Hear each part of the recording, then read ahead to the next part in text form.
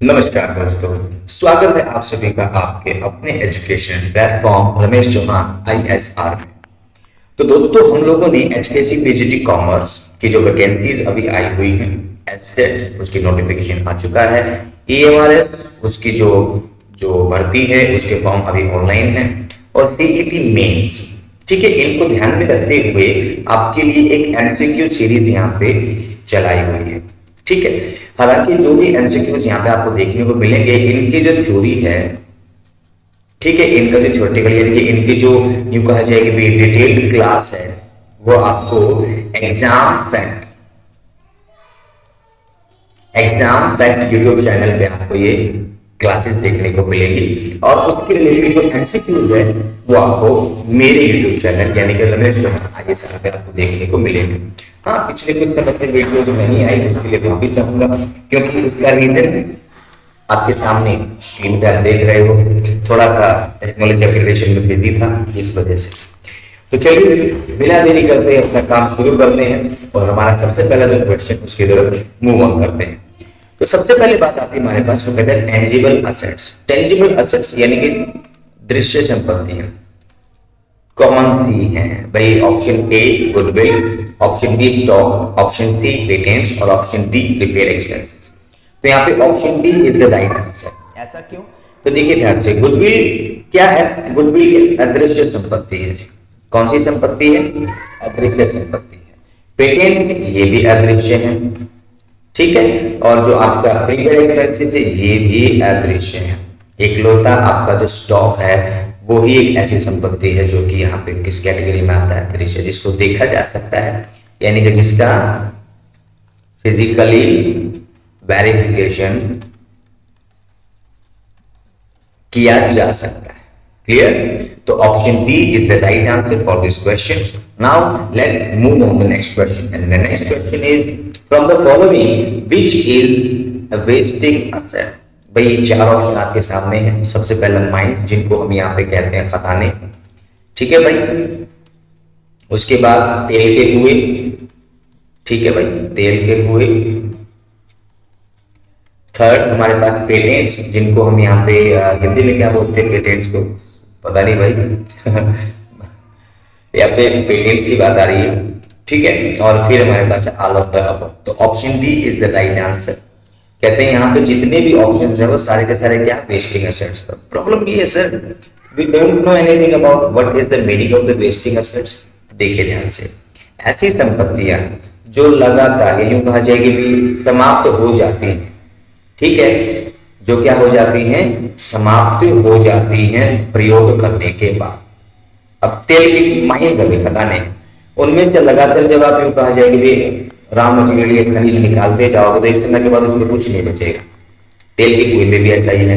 और पेटेंट्स की तो कहते हैं कि लाइफ होती है, ये कुछ साल का ही आपको अलॉट किया जाता है, उसके बाद ये वैल्यूलेस, ठीक है। आपको रीपेटेंट कराना होगा, ठीक है, आपको क्या कराना होगा? रीपेटेंट। इसके लिए आपकी गवर्नमेंट फीस होती है कुछ।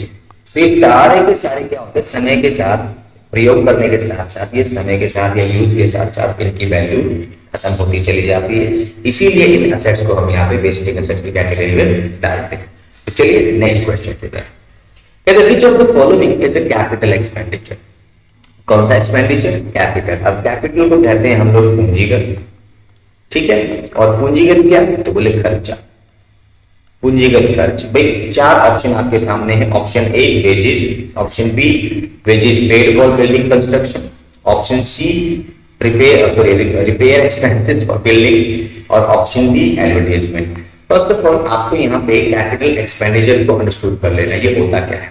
तो देखिए ये वो खर्चा है, मैं इसकी कुछ सिंपल आपको फीचर्स बता दूंगा जिसके बिहाफ पे आप अंदाजा लगा सकते हो। तो ये एक तो बार बार नहीं होता, ठीक है, बार बार नहीं होता, यानी कि ऐसा खर्चा है जो कभी कभी होता है, ठीक है। ज्यादातर कैपिटल एक्सपेंडिचर बड़ी अमाउंट के होते हैं, ठीक है भाई, बड़ी राशि के होते हैं, ठीक है, और इनसे है ना बिजनेस के अंदर कोई ना कोई असेट्स जनरेट हो रही होती। लेकिन यहां पे देखिए जो ऑप्शन हमारे सामने है वो क्या है? वेजेस। वेजेस को हम कहते हैं हिंदी में मजदूरी, क्या मजदूरी कभी कभी दी जाती है? नहीं सर, ये तो रेगुलर बेसिस पे होती है, हर महीने दी जाती है। अब यहाँ पे बात करते हैं रिपेयर एक्सपेंसेस। क्या बिल्डिंग लगा लो, इसकी मरम्मत कभी कभी होती है? नहीं सर, नॉर्मली एनुअल जो है, एनुअल जो हमारे पास मरम्मत का काम है वो किया जाता है। जैसे कि आप लोग पेंट वगैरह कराते हैं तो वो भी मरम्मत की कैटेगरी में आ जाता है। और फिर विज्ञापन, तो विज्ञापन भी हमारे पास कैपिटल एक्सपेंडिचर कैटेगरी में नहीं आता है। लेकिन ध्यान दो, जो वेजेस पे करी है, लेकिन किसके लिए? बिल्डिंग कंस्ट्रक्शन के लिए, बिल्डिंग के निर्माण के लिए, ये ऑप्शन यहाँ पे सही है। ये क्या है? क्योंकि देखिए बिल्डिंग बनाने का काम तो हम बार बार नहीं करते ना, तो अब बिल्डिंग के ऊपर जब पहली बार बना रहे हैं तो मटेरियल लगा होगा और बहुत सारी चीजें, साथ में जो भी मजदूरी दी गई है यहाँ पे वो सब के सब कैपिटल एक्सपेंडिचर माने जाते हैं। क्लियर है? तो नेक्स्ट हमारे पास है अगला क्वेश्चन, उसको कहते हैं which of the following is the revenue expenditure, यानी कि इनमें से जो भी ऑप्शन आपको नीचे दिए गए हैं इनमें से रेवेन्यू यानी कि आयकर खर्चा, ठीक है भाई, आयकर खर्च कौन सा है? तो यहाँ पे option A repair, option B building construction expenses, option C expenses on purchase of machinery और option D purchase of investment. तो ध्यान से देखिए तीनों के तीनों हमारे पास कौन से हैं भाई? Capital expenditure. कौन से? Capital expenditure. जबकि ये हमारे पास जो रिपेयर एक्सपेंसेस है तो पिछले ऑप्शन में देख चुके हैं हम लोग, तो ये हमारे पास रेवेन्यू है, यानी कि option A is the right answer. Clear? तो ये ध्यान में रखें।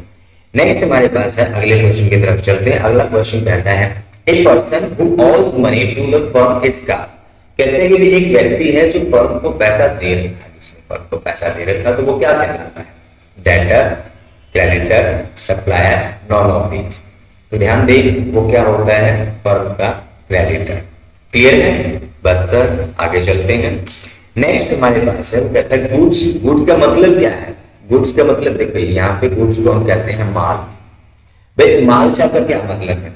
Commodity to be bought and sold, commodity to be bought but not to be sold, commodity to be used and as asset और ऑल ऑफ द अबव। तो option A is the right answer. Commodity का मतलब होता है सामान, ठीक है भाई, एक ऐसा सामान जिसको हम दोबारा खरीदने बेचने के लिए खरीदते हैं, ठीक है, तो यही तो होता है माल। जैसे कि भी टेक्सटाइल कंपनी है, टेक्सटाइल, तो उसने जो यहाँ पे माल खरीदेगी वो जो भी उसके लिए, मान लीजिए वो ट्रेडर है या कुछ भी है, तो जो भी माल फर्नीचर वाला फर्नीचर खरीदेगा तो वो अपने यूज के लिए थोड़ा नहीं खरीदेगा, तो बेचने के लिए खरीदेगा। क्लियर है? तो कोई भी कंपनी है जो मैन्युफैक्चरिंग करने की चीज की, वो जो मटेरियल को परचेज करती है उसको वो रीसेल करने के लिए, सोल्ड करने के लिए करती है। तो option A is the right answer. लेकिन बाकी सभी के अंदर ये खूबी नहीं है। तो आई होप कि आप समझ चुके होंगे। अब नेक्स्ट हमारे पास है ट्रेड डिस्काउंट। ट्रेड डिस्काउंट को हम कहते हैं हिंदी में व्यापारिक छूट। क्या कहते हैं? व्यापारिक छूट। बोले व्यापारिक छूट क्या है? तो आपके सामने यहाँ पे नीचे चार ऑप्शन दिए गए हैं। तो सबसे पहला ट्रेड डिस्काउंट है क्या? तो which is allowed at the time of receiving the payment, जी नहीं। Which is allowed at the time of sale of the goods, जी हाँ। Which is allowed both time, जी नहीं। और allowed in all of the above, जी नहीं। तो option B is the right answer. यानी कि ट्रेड डिस्काउंट का मतलब एक ऐसा डिस्काउंट जो आपको विक्रय के टाइम पे, सेल्स के टाइम पे किसके द्वारा? सेलर के द्वारा दिया जाता है। जैसे ये नॉर्मली एमआरपी पे दिया जाता है। एमआरपी मान लो किसी चीज का 100 रुपए है, वो आपको कहते हैं चलो डिस्काउंट घटा के आपको यहाँ पे वो 90 रुपए में दे देगा। जैसे कि नॉर्मली अगर आप पढ़े लिखे आदमी हो तो आपको पता होगा जब भी आप बुक्स खरीदते हो वो कभी भी प्रिंट रेट पे नहीं लेते, ठीक है, वो कभी भी प्रिंट रेट पे नहीं ले जाती, वो प्रिंट रेट से कम पे। अब जो प्रिंट रेट का और आपकी खरीद का जो अंतर है वही हमारे पास क्या है? Trade discount. तो वो कब दिया जाता है? कहता है at the time of sale of good, जब सामान बेचा जा रहा है उस वक्त दिया जाता है। नेक्स्ट क्वेश्चन, कैश डिस्काउंट है। कैश डिस्काउंट तो देखिए कहते हैं कि ये है which is received at the time of making payment, clear, which is allowed at the time of sale of goods, clear, which is received at the time of purchase of goods or which is received both at the time of making payment and purchase of goods। तो option A is the right answer. कहता है जब हम यहाँ पे payment कर रहे होते हैं, जब हम यहाँ पे पैसे का भुगतान कर रहे होते हैं, तब उस वक्त जो डिस्काउंट मिलता है वो हमारे पास कौन सा, वो कहता है वो कैश डिस्काउंट कहलाता है। In short normally trade discount दिया जाता है सेल्स बढ़ाने के लिए, ठीक है, सेल्स बढ़ाने के लिए। और आपका जो कैश डिस्काउंट दिया जाता है वो होता है पेमेंट जल्दी रिसीव करने के लिए, ठीक है। मतलब देखिए भाई, एक बिजनेसमैन है, वो सेल करता है, उसने सेल कर दी उधार में, तो अब उधार का पैसा जल्दी से रिकवर हो जाए, ठीक है, तो वो क्या करता है, वो कहता है कि अगर आप 10 दिन के अंदर पेमेंट कर दे तो हम आपको यहाँ पे 10% का डिस्काउंट दे देंगे। तो पेमेंट जल्दी रिसीव करने के लिए जो डिस्काउंट दिया जाता है, तो जब जल्दी रिसीव करने के लिए क्या है पेमेंट, तब उसी वक्त मिलता है भाई। क्लियर, ध्यान दें। तो नेक्स्ट क्वेश्चन की तरफ मूव ऑन करते हैं। एंड नेक्स्ट क्वेश्चन हमारे पास है पेटेंट्स। पेटेंट्स हैं, क्या है पेटेंट्स? तो tangible assets, intangible assets, current assets, none of the above. तो option B is the right answer. इसके रिगार्डिंग हम पहले क्वेश्चन कर चुके हैं, तो आई होप कि आप इसको भी अच्छे से समझ पाओगे। Next question, any expenditure the full benefit of which is received during one accounting period, यानी कि कोई भी ऐसा खर्च जिसके सारे के सारे लाभ हमको एक अकाउंटिंग पीरियड में ही, ठीक है, एक अकाउंटिंग पीरियड में ही रिसीव हो जाए, तो उस खर्चे को हम क्या मानते हैं? Current liability, current assets, capital expenditure, revenue expenditure. तो यहाँ पे option B is the right answer. Current assets, उनको हम हिंदी में कहते हैं चालू संपत्तियां। चालू संपत्तियां मतलब कि भी वो संपत्तियां जो विद इन 1 ईयर जिसके बेनिफिट हम ले लेंगे, यानी कि एक साल के अंदर अंदर 12 महीने का एक पीरियड होता है, 12 मंथ के पीरियड के अंदर अंदर मैक्सिमम 12 मंथ, ठीक है, ध्यान दीजिए मैक्सिमम लिमिट है, ठीक है। अगर इससे ऊपर चला जाता है तो वो बिजनेस टू बिजनेस वैरी करता है, नहीं तो मैक्सिमम 1 ईयर के अंदर ये हमारे पास इसकी पेमेंट हमको या इसके बेनिफिट हमको रिसीव हो जाते हैं, तो उसको हम यहाँ पे कहते हैं current assets. Next, which of the following is treated as a drawings? तो यहाँ पे ऑप्शन है, देखिए इनमें से कौन सा ड्राइंग है? ड्राइंग का मतलब आहरण, ठीक है, कौन करता है? तो मालिक करता है। यानी कि जब मालिक अपने पर्सनल एक्सपेंसेस को या पर्सनल यूज के लिए बिजनेस से कोई रुपया, बिजनेस से कोई माल, बिजनेस से कोई संपत्ति निकाल लेना, तो वो क्या कहलाता है? वो कहलाता है आहरण, ड्राइंग। अब आपको 4 ऑप्शन दे रखे हैं, चारों ऑप्शन में से आपने आइडेंटिफाई करना है कि इनमें से कौन सा आहरण है और कौन सा नहीं, ठीक है। तो यहाँ पे withdrawing money for the payment of salary of the employees, तो देखिए सैलरी कौन दे रहा है? सर वो बिजनेस देगा। बिजनेस क्यों देगा? क्योंकि सर बिजनेस के कर्मचारियों की तो बात हो रही है, तो यहाँ पे ड्राइंग का तो मतलब ही नहीं बनता, तो ये तो ड्राइंग नहीं है सर। फिर कहता है withdraw money for payment of creditor. अब क्रेडिटर भी तो सर बिजनेस के ही होते हैं, तो बिजनेस के खर्चे के लिए पैसा निकाला, तो ये भी ड्राइंग नहीं है। Next, withdraw money for business from business for private use, ये हमारे पास ये सही आंसर है, क्योंकि इसमें साफ साफ क्या लिखा, कहता है कि व्यक्तिगत खर्च को पूरा करने के लिए जब हम बिजनेस से पैसा निकालते हैं तो उसको ड्राइंग कहते हैं। और यहाँ पे withdraw money for purchase of assets भी संपत्ति खरीदने के लिए किया गया, तो वो भी ड्राइंग नहीं कहलाएगा। उम्मीद करता हूँ कि आपको ये सारी की सारी बातें समझ में आ रखी होंगी, और यहाँ तक अगर आप आ चुके हो तो प्लीज लाइक, शेयर और सब्सक्राइब तो जरूर बनता है, क्योंकि आप ही की वजह से तो हम ये सब कर पा रहे हैं। आपके सपोर्ट के बगैर हम कुछ भी नहीं है, तो प्लीज सपोर्ट दिखाइए, लाइक, शेयर और सब्सक्राइब करते जाइए। तो चलिए नेक्स्ट क्वेश्चन की तरफ चलते हैं। नेक्स्ट क्वेश्चन कहता है main features of business transaction. भाई जो व्यावसायिक लेन देन है, ठीक है, ध्यान दें, व्यावसायिक लेन देन, तो उसकी मुख्य विशेषता क्या है? ठीक है, तो सबसे पहला it involves an economic activity. तो जी हाँ बिल्कुल, ये एक आर्थिक क्रिया है, ठीक है, आर्थिक क्रिया है, जी बिल्कुल है। उसके बाद it results in a change in the financial position of the business firm on the firm। जी हाँ, यस, ये भी सही बात कह रहा है। क्यों कह रहा है? क्योंकि जब भी कोई ट्रांजैक्शन होती है तो या तो बिजनेस में पैसा आएगा या बिजनेस से पैसा जाएगा। इससे बिजनेस की जो फाइनेंशियल पोजीशन है उसके ऊपर positive as well as negative impact पड़ सकता है। तो ये भी बिल्कुल ऑप्शन सही है। Next, change must be capable of being expressed in term of money. जी हाँ, कोई भी लेन देन तभी तो लेन देन माना जाएगा बिजनेस का जब वो मनी में एक्सप्रेस किया जा सके।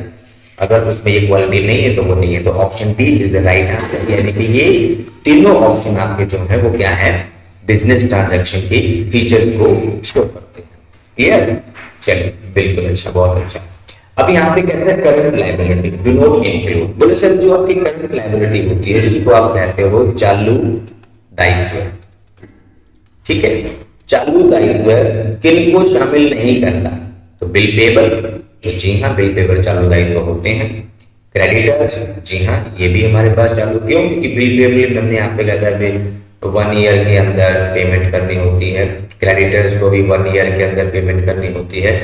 आउटस्टैंडिंग एक्सपेंसेस ये तो ऐसा मान लो भी बहुत जल्दी है, यानी कि विद इन 1 ईयर इनको भी पेमेंट करनी होती है। यानी कि ये सारे के सारे क्या है, एक अकाउंटिंग पीरियड में समेट दिया जाएगा। लेकिन डिबेंचर इनके साथ ऐसा नहीं है, क्योंकि डिबेंचर का ऐसे मान लो कि 5 साल 7 साल 10 साल इतने टाइम के लिए इशू करे जाते हैं। तो ये तो करंट लायबिलिटी में शामिल नहीं होता। ये कौन सी लायबिलिटी बन जाते हैं? ये बन जाते हैं लॉन्ग रन लायबिलिटी।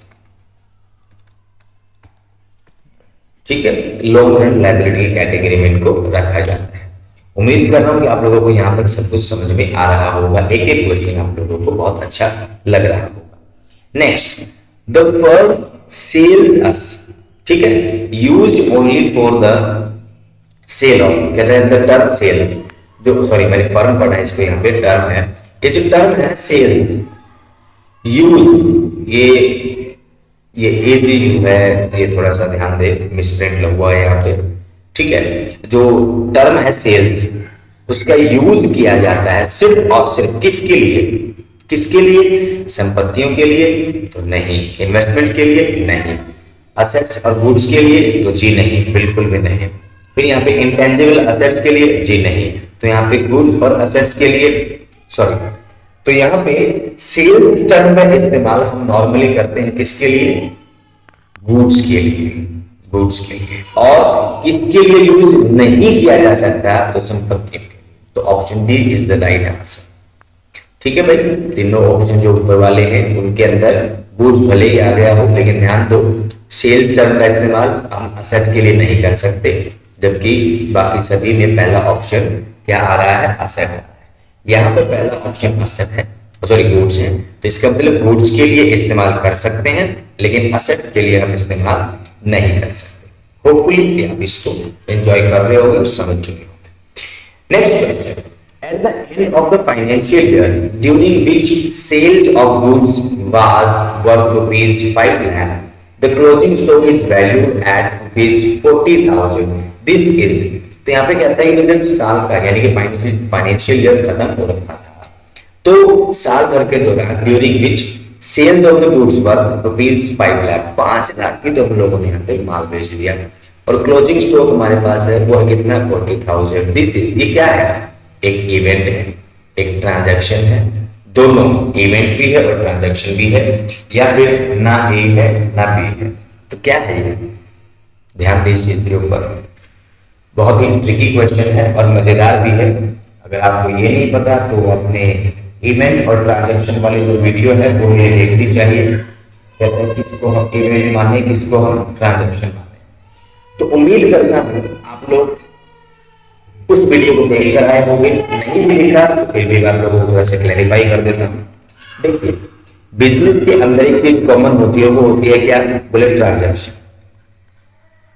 अब बहुत सारे ट्रांजैक्शन बिजनेस के अंदर होते हैं और उन्हीं ट्रांजैक्शन का जो रिजल्ट होता है, ठीक है, उस रिजल्ट को हम कहते हैं इवेंट। ठीक है भाई, देखो ध्यान से, जो कहता है कि हमारे पास at the end of the financial year खत्म हो गया सर, ड्यूरिंग विच, जिसके साथ जिसके दौरान sales of goods was worth कितनी? 5 लाख। ठीक है भाई, पूरे साल के दौरान। तो देखिए, अगर वो ये कहता कि भी अभी सेल करी है तो वो तो एक ट्रांजैक्शन, लेकिन उसने कहा पूरे साल के दौरान, और फाइनल रिजल्ट आपके सामने यहाँ पे दे दिया, तो इट इज एन इवेंट। और फिर क्लोजिंग स्टॉक है उसकी वैल्यू अब बची, यानी कि हमने रख दी क्या 40,000, तो ये दोनों के दोनों क्या है भाई, इवेंट है सर। क्या है ये, इवेंट, यानी कि डिफरेंट ट्रांजैक्शंस का जो रिजल्ट आया उस रिजल्ट को हम यहाँ पे इवेंट के रूप में समझते हैं। तो उम्मीद करता हूं कि आप लोग यहाँ पे अच्छे से इस कॉन्सेप्ट को समझ चुके होंगे। नेक्स्ट फिर कहता है कंसीडर द फॉलोइंग आइटम्स। भाई आपको 1 2 3 4 ये 4 आइटम दे रखी हैं, प्रीपेड सैलरी, एक्यूर्ड इंटरेस्ट, लोन है शॉर्ट टर्म का और बैंक ओवरड्राफ्ट है। आपने इनमें से करंट लायबिलिटीज को चुनना है। तो देखो ध्यान से, जो प्रीपेड सैलरी है सर, ये वो खर्च है जो हमने पहले ही दे दिया, तो इसके फायदे बाद में मिलेंगे, तो ये लायबिलिटी नहीं है सर, ये क्या बन जाएगा, करंट असेट बन जाएगा। क्या बन जाएगा, करंट असेट्स।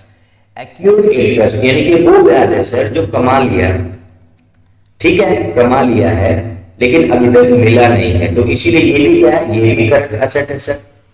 तो बचे क्या, ऑप्शन जो 2 है 3 और 4, वही हमारे पास सही आंसर है। ठीक है, इसको हम यहाँ पे कहते हैं क्या, इसको हम रुक जा बेटा, इसको हम कहते हैं करंट लायबिलिटीज। ठीक है, नेक्स्ट पॉइंट हमारे पास जो है, थैंक यू भाई, बेटी आ गई है, रुक जा। तो इसी नोट के साथ प्यारे मित्रों, आप लोगों को बहुत बहुत धन्यवाद कि आप वीडियो के एंड तक बने रहे मेरे साथ। उम्मीद करता हूं कि आप लोग शेयर सब्सक्राइब करे बगैर तो जाएंगे नहीं, क्योंकि आप ही तो हो जिनके लिए हम इतनी मेहनत कर रहे हैं। तो प्लीज प्लीज प्लीज मेरे एफर्ट्स में अगर आपको थोड़ा सा भी दम लगे तो सब्सक्राइब करके अपना सपोर्ट जरूर दिखाना, कमेंट्स करना अगर कुछ भी आपको यहाँ पे ऐसा लगता है कि भी इम्प्रूवमेंट करी जा सकती है। अगर आप कोई स्पेशल पर्पस या स्पेशल क्लास यहाँ पे चाहते हैं तो उसके लिए भी हम रेडी हैं। तो मिलते हैं नए वीडियो में एक नए लेक्चर के साथ, एक नए टॉपिक और नए एमसीक्यू क्वेश्चंस के साथ। तब तक के लिए bye bye, tata, see you.